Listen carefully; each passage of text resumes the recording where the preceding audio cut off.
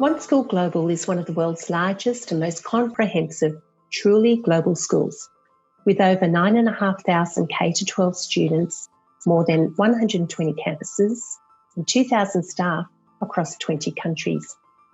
One School Global challenges traditional teaching norms and has been on the digital and online learning journey for over 10 years.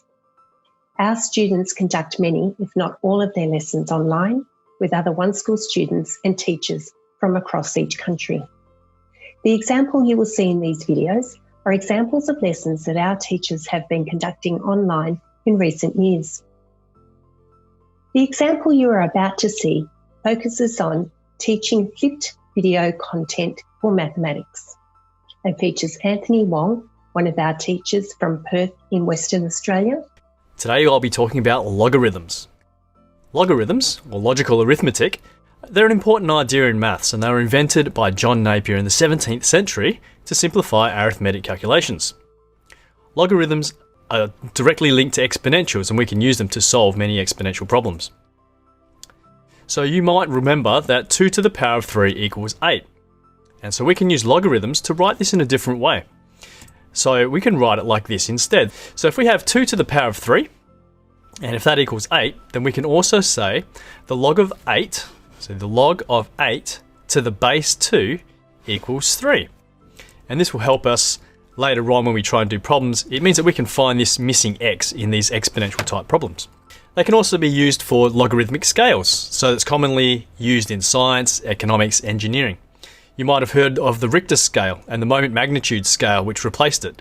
And this is a logarithmic scale that illustrates the strength of an earthquake. In this video, I'll be going through how to add and subtract surds.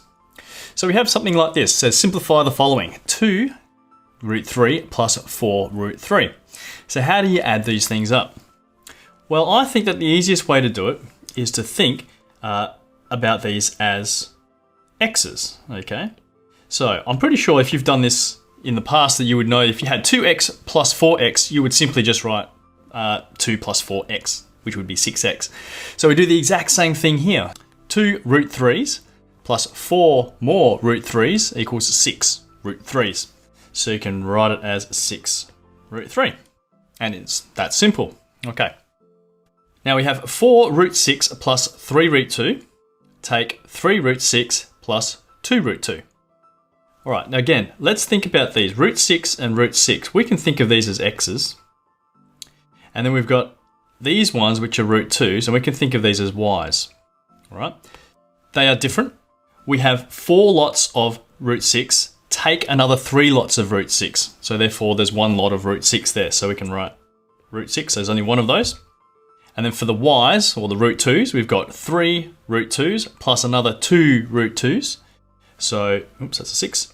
So we can have 5 root 2. And that's how you would write that. So you collect like terms essentially. These two would go together and those two would go together. Add them up just like you would normal algebra.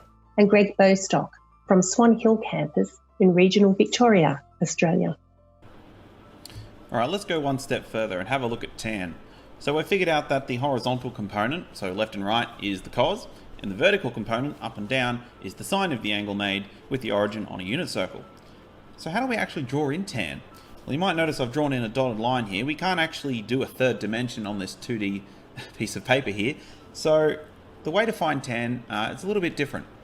So I'm just going to use the first example that I've got here, and that was the 30-degree angle. So if we wanted to do the tan of 30 degrees, the way that you would find that exact value or that length using a unit circle is as follows.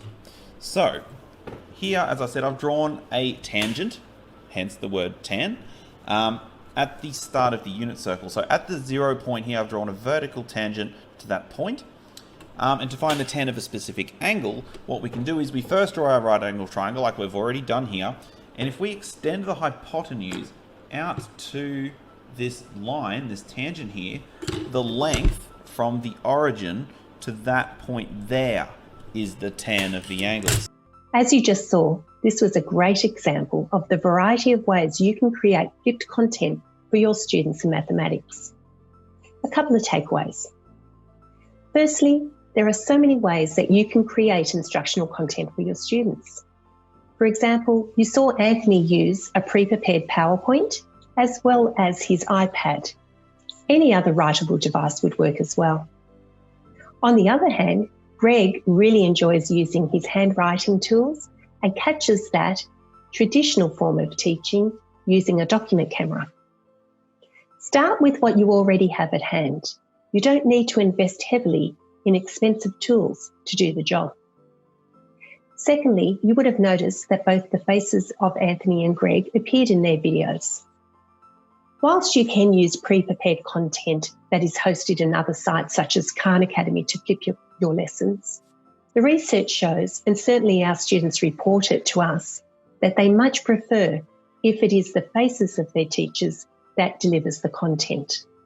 It does take a little bit more time, certainly, to create your own videos, but it goes a long way in terms of developing positive relationships with your students and certainly enhances their learning. Finally, consider using flipping your classroom to teach not just the content, but the use of mathematical tools such as calculators and graphical software devices. The beauty of flipped content in a learning management system is that students can access it at any time when they need it. We hope you found this useful as you consider the ongoing development of your online teaching and learning. Subscribe to One School's YouTube channel and follow us on social media to see more videos and content for educators.